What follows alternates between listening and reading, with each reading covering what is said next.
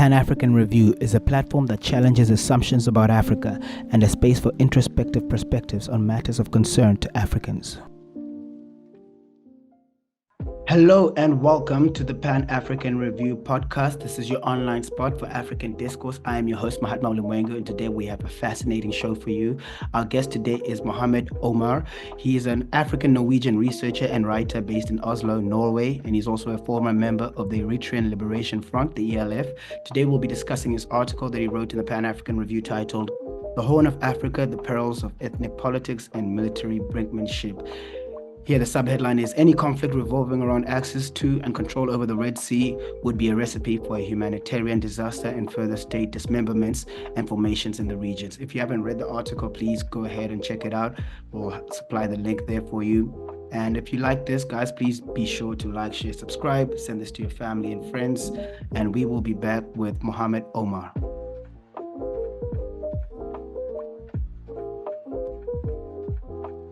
Thank you very much for joining us here at the Pan-African Review podcast. So we're gonna discuss your article that you wrote in the Pan-African Review here titled "The Horn of Africa, the Perils of Ethnic Politics and Military Brinkmanship."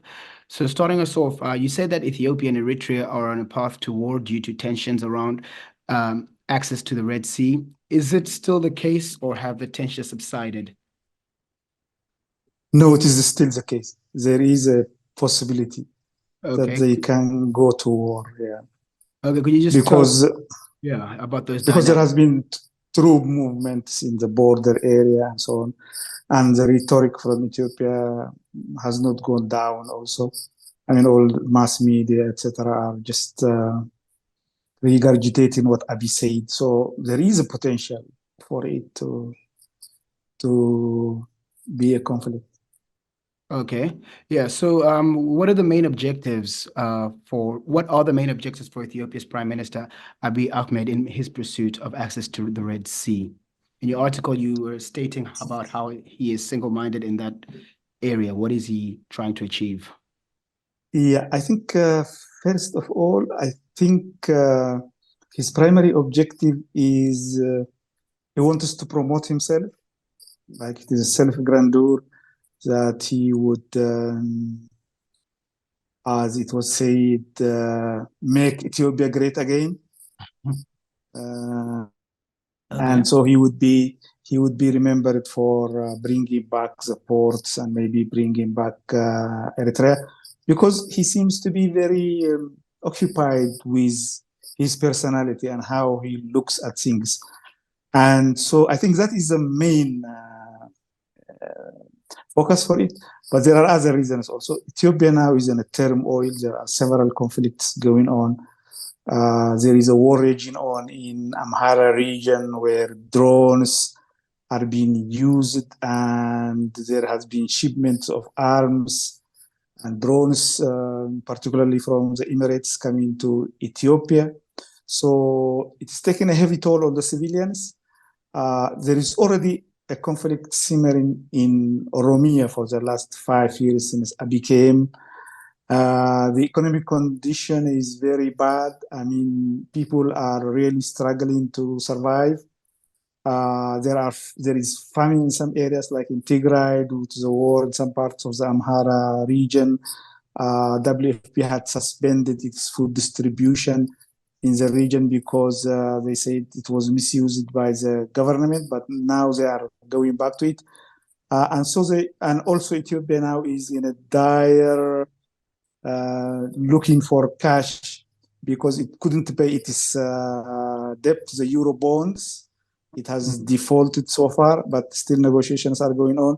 So amid all these tensions, he would like to tell the Ethiopian people that your panacea is just having an access to the Red Sea. If you have a port, then everything will be okay. These are some of the factors that are pushing him to pursue this. And then he says, Ethiopia is in a geographic prison.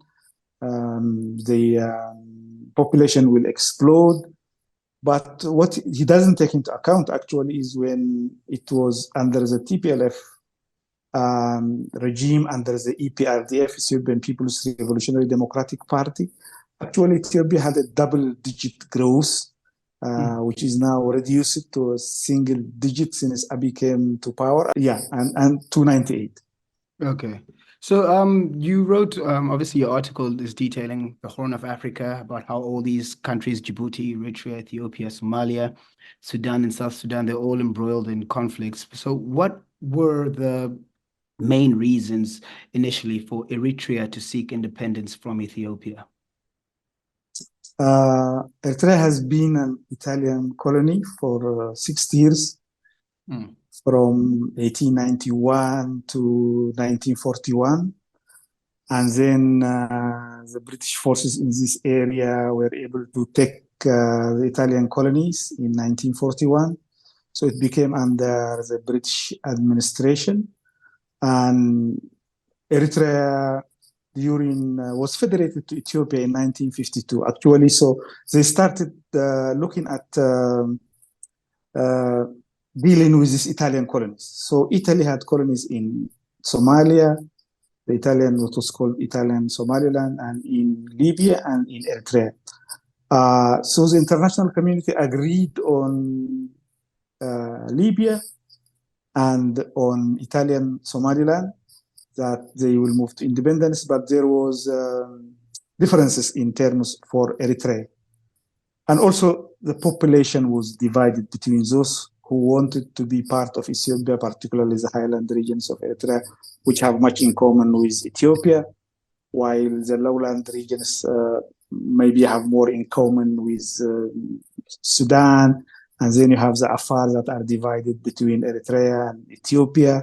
So during this period, during this British administration from 1941 to 1952, and for a few years more, Eritrea had a national assembly, had a constitution which was built on the UN principles of human rights, and there were something like 10 political parties.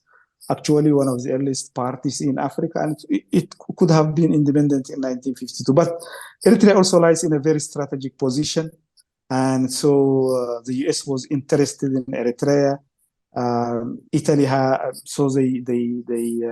had a radio station to overhear the communications going on in the region, and so there were also interests of great powers to have Eritrea linked to Ethiopia, while at the same time Ethiopia was just an imperial authority. So there was this big conflict. But the Eritreans accepted this federation, and in 1962, Ethiopia annexed Eritrea, aborting this federation. Yeah. And then the Eritreans started an armed struggle after exhausting all peaceful means of getting independent. So they waged this war for independence for 30 years, 1991, and then they controlled Eritrea, and Eritrea became an independent country. Okay, so from an Eritrean perspective, does Abiy's reign differ from the 27 years of TPLF dominance over Ethiopian politics? So if you look at it from the Eritrean regime perspective, the Eritrean regime was in good terms with the TPLF because they were collaborating with each other, because the TPLF also waged a war for self-determination in 1975. The Eritrean War of Liberation started in 1961. So they both collaborated in the downfall of the Eritreans played a greater part in the downfall of Haile Selassie regime in 1974. And then both the TPLF and the Eritrean Liberation Movement were fighting against the Mengistu regime. So they collaborated, but they had some differences, but they accommodated their differences. So in 1991, the TPLF dominated government of Ethiopia recognized Eritrea as an independent state, and the relations were cordial until 1998, where the Ethiopian government says that the Eritreans occupied part of Eritrea, region called Badime, which was well known. The Eritreans say they were provoked to go into Ethiopia, and that part belonged to them. And so this devastating war started in 98, from 98 to 2000. So in the first round, the Eritrea won. In the second round, Ethiopia almost controlled almost 25% of Eritrea, and it could have gone to Asmara, but they stopped there. And then both of them, through an agreement in Algiers, termed as the Algiers Agreement, agreed that they will demarcate the border using this arbitrary court, international court at The Hague.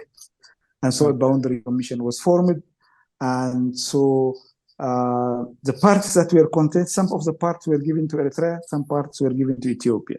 But the Ethiopian government didn't accept that, or accepted it very reluctantly. So the Eritrean regime accused the TPLF of not accepting the ruling, which was supposed to be binding. But the TPLF regime said no, because if we take the border now, there will be community divided. So let's talk about that. The Eritrean regime didn't want to talk about that. So they had this no war, no peace for until 2018 when Abiy Ahmed came. Okay. Yeah, I really enjoyed reading your article, and I would, suggest for anyone watching this to actually go and have a look, because when you start talking about Ethiopia, you detail the history of Ethiopia, bringing them all the way down to the Oromo insurgency in 2018. And you also wrote here, let me quote you, you say, quote, "These various conflicts have weakened the Ethiopian federal government's control over regional states and could lead to the implosion of modern Ethiopia as we know it." It's quite an ominous prediction. So do you maintain that view, or do you think that the Ethiopian federal government will prevail and could see a more peaceful Ethiopia in the foreseeable future? Ethiopia, the history of Ethiopia is very interesting because it was like an imperial state. It grew by subjugating other nationalities in Ethiopia. It extended to actually the modern Ethiopian state, just started something like 100 years ago during the Menelik's term. But Ethiopians go way back, and they tell you that Ethiopia has a 3,000 history, and that 3,000 history is really very contested. They refer to the Aksumite kingdom, and the Aksumite kingdom was partly in Eritrea and partly in Tigray, just northern part of Ethiopia, not all of Ethiopia. So these are one of the areas that are contested, like history also is contested between these groups. And so there were so they started national liberation movements in Ethiopia in the 70s. Like the National Liberation Movement, the Eritrean Liberation Front was for liberation, and then you have national movements for the Sidama, for the Oromo, for the Tigrayans, and other people, for the Ogaden people, the Somali people who wanted to be part of Somalia.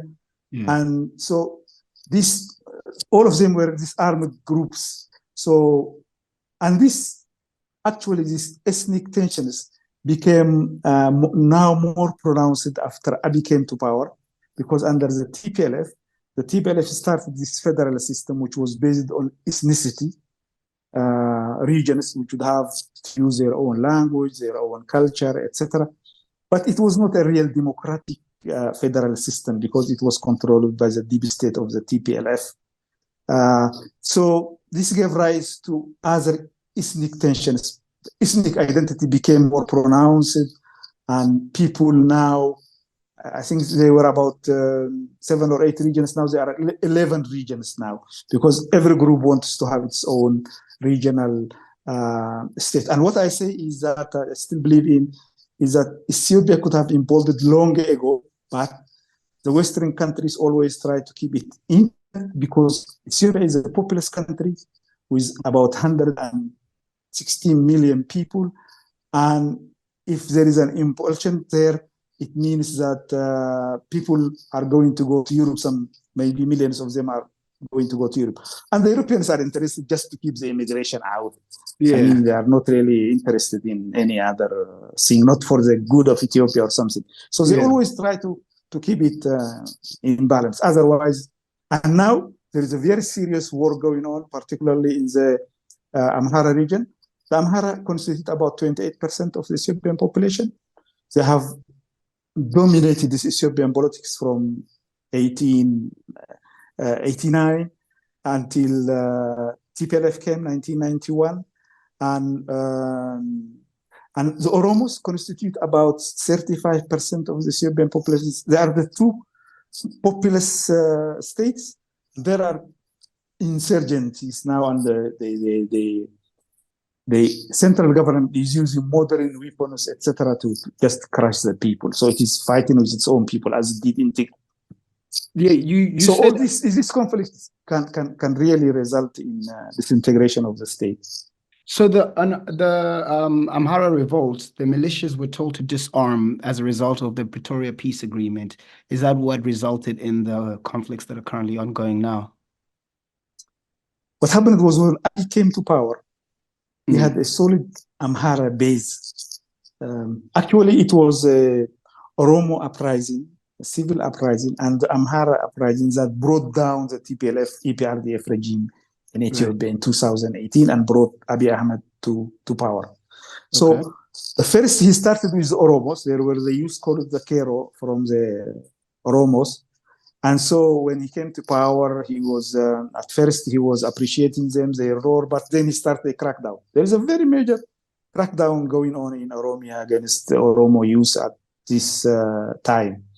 And the Amharas were with Abiy, and Abiy wanted to undermine the TPLF rule, and the Amharas were happy with that because they feel the TPLF, when in power, it took regions from them, called Tsagade Walkai Tsagade, and in southern Tigray, and the Tigrayans call it Western Tigray, and southern Tigray is a very fertile area. Because of this ethnic federalism, it was based on language. So the TPLF said most of these places where Tigrinya speakers are majorities, they should be with Tigray and so on. So the Amharas never forgot this, that they took away lands from them. And also they were not happy with Eritrea going away. They felt also they have given away Eritrea. So for these two reasons, they were at loggerheads with the TPLF. So when Abiy came, and then he started this war with the TPLF in 2020, inviting a foreign force, Eritrea. But the clashes with Amharas started a little bit early, because when Abiy came to power, after 1 year or so, then Amharas were targeted in different regions of Ethiopia. They have moved there as settlers for a long time. In the 70s, there was drought, which was a well-known in 1974 drought and so on. So people from the Amhara region and Tigray were settled in southern regions, in Oromia regions, in Benishangul Gumuz, where there is this dam. So the people there look at them as infiltrators who have come to their land. So killings of Oromos started in the Oromo region, killing of Amharas and other regions. And the Amharas felt that the Oromo administration was actually involved in these killings. So there were these tensions. And then they joined him to fight the TPLF. When he made this agreement, they were not part of the agreement, and they felt threatened. And then he started to disband these armed groups. Although before that, he was asking people just to take arms to fight the TPLF. Okay, so on a similar note, let's shift our focus to Somalia, which has, of course, also been embroiled in turmoil, especially since 1991. So please just tell us about the political dynamics within the country. You wrote that it is a loose federation of states, with some threatening to break away if their demands are not met. What are these demands, and why has Somalia failed in its attempt at nation building? The Somalia crisis is actually, if you talk about ethnicity, is a major component in the Horn of Africa. And I think you should also look at some of the historical background for people to understand the region. But let me go to Somalia first. In Somalia, actually, it became independent in 1960. There were two Somalias, one under the British, one under the Italians. So it was known as Italian Somaliland, British Somaliland. They became independent in 1960, and they became united in 1960 as one Somali state. Actually, there are parts of where Somalis live in Djibouti, in Kenya, and in Ethiopia. Actually, the Somali state later was of the opinion that all these Somali regions should come under Somalia, and it was called this Greater Somalia, this vision of Greater Somalia. So there were insurgencies in Ethiopia, the Ogaden Liberation Front. In Kenya also there was an insurgent in the Somali region. And Somalia became independent in 1960. Actually, the first one of the first democratic elections took place in Somalia, but in 1969, Siad Barre took over, a military dictator. He was first aligned with Soviet Union, Cuba, etc. Ethiopia was more aligned under Haile Selassie until 1974 with the US and Western countries. And the Soviet, he got a lot of support from the Soviet Union, Cuba, and then later even southern Yemen, which was at that time regarded itself as a communist country or a socialist state. And so he started this war in 1977. He wanted to take 1977-78, one of the biggest border wars between Somalia and Ethiopia. He was well armed, so he took parts of Ogaden. He was very close to take the city of Harar, and then the junta in Ethiopia under Mengistu shifted to the Soviet Union. Okay. And then the Soviet Union thought it was more beneficial for the Soviet Union to have a big country and with a big population like Ethiopia. So they sided with Ethiopia, and Siad Barre went to the Americans. So they shifted these alliances between the two parts. And there was this devastating war. After the war, I think a lot of crises started in Somalia. Partly economic situation became worse. Somali army was defeated. There was dissatisfaction with the army. And then insurgencies started against Ziad Barre. So in 1991, he was ousted. So there were like, well, what they call them warlords, why they don't call them warlords. There were different, clan is a very important aspect of Somali politics. So different clans with different leaders fought against Ziad Barre. They ousted him in 1991. And then this part that was British Somaliland, which is called now Somaliland, its capital is Hargeisa, declared that it is a separate state, and actually a genocide was committed against the Somalilanders by the Air Force of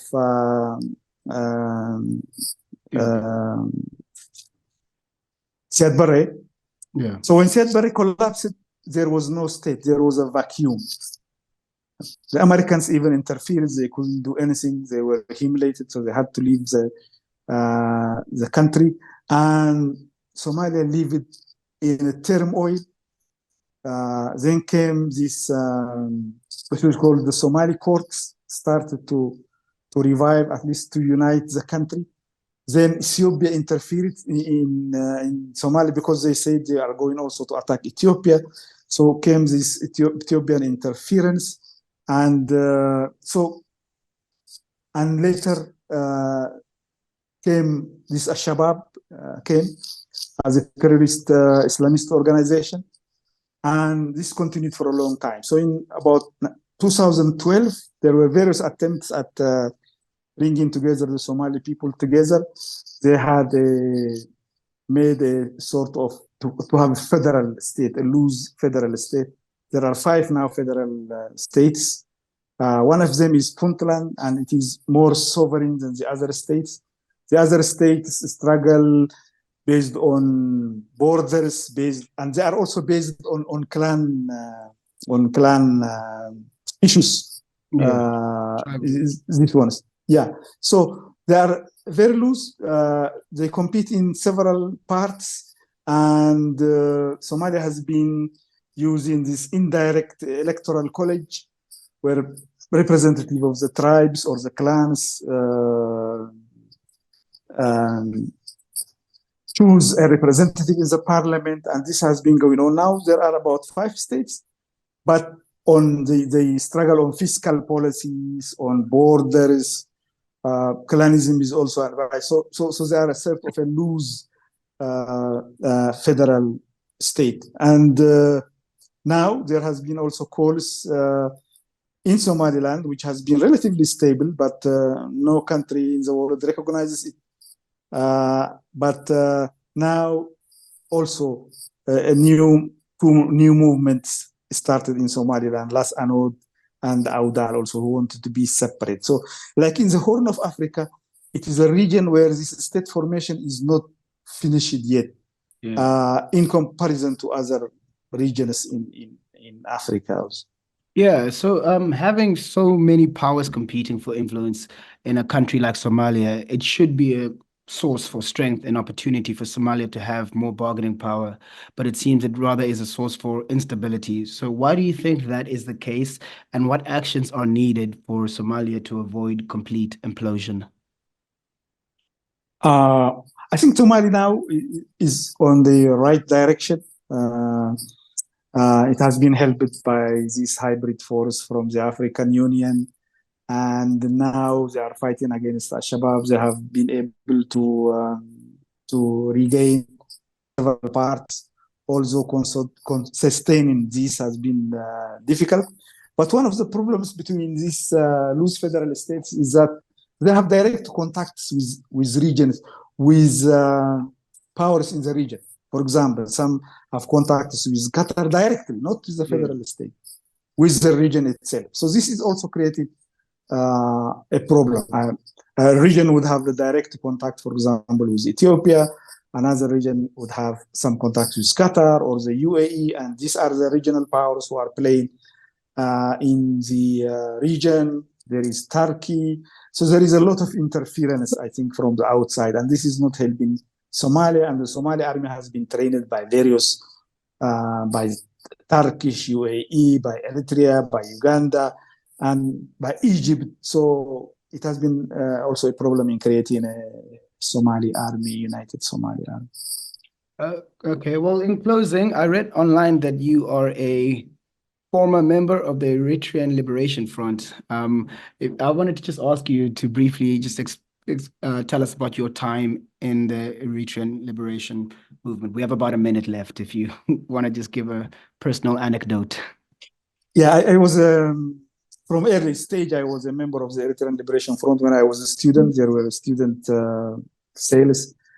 And then when I graduated, I joined the Eritrean Liberation Front. I was in the field, but I was then later sent to in a school in Kassala region. It was run by the ELF, and have been actively involved, not in the military, but in the political affairs, in more in the mass organizations of the ELF. Okay. Maybe that is enough for a minute. Okay, well, Mr. Mohamed Kheir Omer, thank you very much for joining us on the Pan-African Review podcast. I hope you enjoyed yourself. This was very illuminating for me because this is a region of the world that I know shockingly little about. So having read your article, you have almost inspired me to actually dig a bit deeper and try to get to the bottom of this. So thank you for that. Thank you also for inviting me. Thank you very much. All right, have a good day. Have a nice day also. All best wishes with the season's greetings. Yes, okay. Merry Christmas. Let us not forget. Okay, happy Christmas and happy New Year. Merry. Okay. All right, take care. Okay, bye. Bye. Thank you very much for sticking with us till the end. Be sure to check out our website at panafricanreview.com, and we will see you guys in the next episode.